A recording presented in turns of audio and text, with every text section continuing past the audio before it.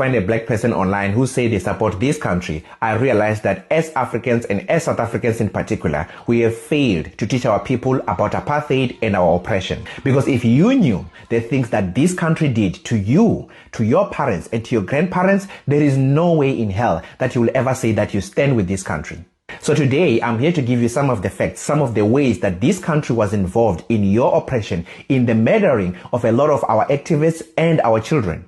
Now, as a disclaimer, when I say this country, I'm not talking about the entire people. I'm talking about the Zionist regime that runs and controls the country. Now, let's start with establishment. This country was established in 1948. And which other system was also established in 1948? Apartheid. Now, quickly after that, the two countries became best buddies. Now let's look at some of the things that they shared together. So the first one was joint propaganda. The two countries collaborated a lot when it comes to how do you set up propaganda? How do you lie to the world so that the world thinks that the people that you're oppressing are violent, unruly, and terrorists? So the second thing was shared tactics. How do you do crowd control? How do you control the population? The reason why there were homestead and people were put in small corners of the country is the same thing that is happening in this country, where you have Gaza and you have the West Bank.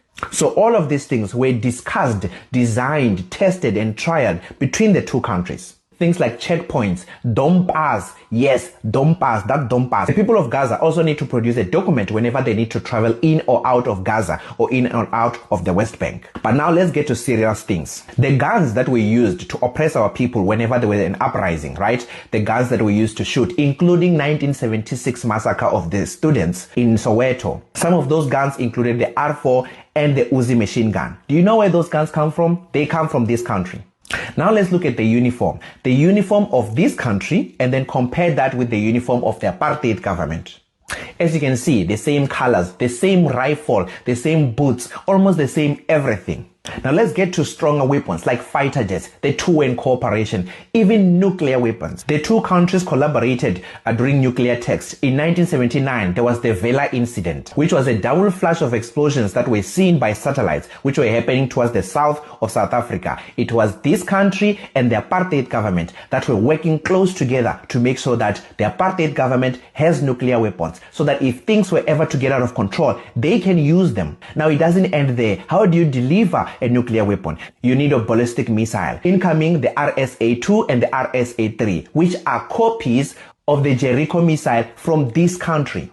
Now let's get to intelligence. You've seen how this country is very efficient when it comes to tracking people down and knowing where those people were, right? You saw the incident that happened in Lebanon where a lot of people were targeted depending on where they were. Now most of the equipment that the apartheid government was using to track down our leaders, people like Mandela, people like whoever they were tracking down, they were coming from this country.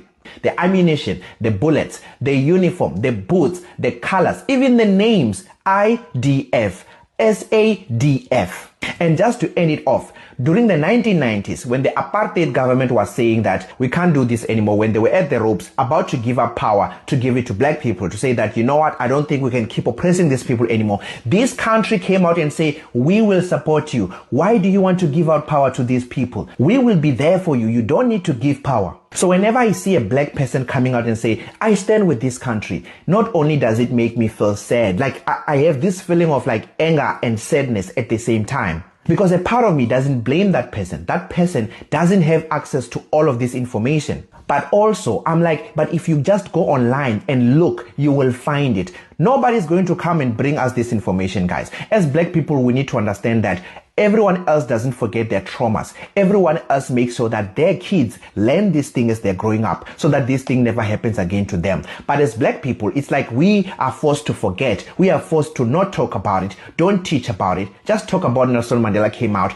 It's like for black people, you are told that the story of oppression, colonialization, and apartheid is people arrived in the 1600s, they started to move, there were a few conflicts here and there, and then there was apartheid, and then Nelson Mandela came out of jail, and voila, today.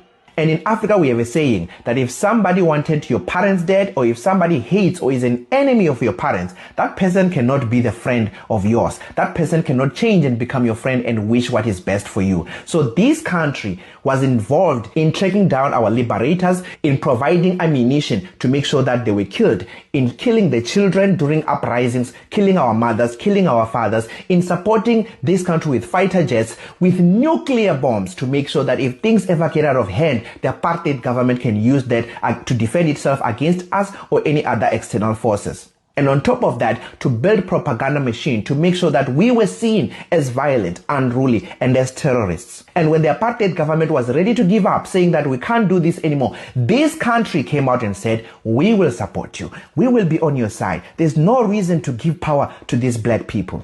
And the reason why I created this channel is mostly to bring information to the people. And I'm gonna play my part. But there's a huge chance that this video is not going to be shared because I made another video after I visited the Palestinian embassy here in London. And that video got less than 3,000 views. I think it got 2,400 views. Whereas you can see that all of the videos around it are getting millions of views, hundreds of thousands of views, but not this video. Not only that, some views are being removed from that video. So if your question is, why am I not calling this country by name? It's because I know that if I do that, the algorithm is gonna ban my video and shadow ban it so that the message or the information that I'm trying to talk about doesn't get spread. Now in closing, there's a reason why Nelson Mandela said that we are not free until the Palestinians are free. It's because if the apartheid government was the left boot, this country was the right boot. Both of them were stamping on us, and they've been doing so since 1948. So if you're wondering why do South Africans care so much about Palestinians in this country, it's because they were involved directly in oppressing us. And if you think that can't come back, yes it can. You've heard about settlements in the West Bank, right? Now there are rumors about settlements that are being bought in Cape Town, in the Western Cape. And out of the blue, there's a huge movement now that wants the Western Cape to become a country. That's why the involvement, for example, of the UAE in Sudan matters. That's why the involvement of the United States in Congo matters. So we should never shy away from talking about these things. We should talk about Sudan. We should talk about Congo. We should talk about Palestinians. Because like he said, we are really not free until everybody else is free. So I hope that this will make you understand that this country, the leadership, the Zionists of this country have never been friends of black people in South Africa or in Africa in general. So before you say that you stand with this country, for whatever reason, biblical or whatever reasons, I just wanted you to know what these people did to you, to your mothers, to your fathers, to your grandparents. So that's where I'm going to leave this video. So I'm going to be making much longer videos to dive into things like the economy, investments. As you saw right now, Europe has just invested 11.5 billion euros into South African green energy. Is that a good thing?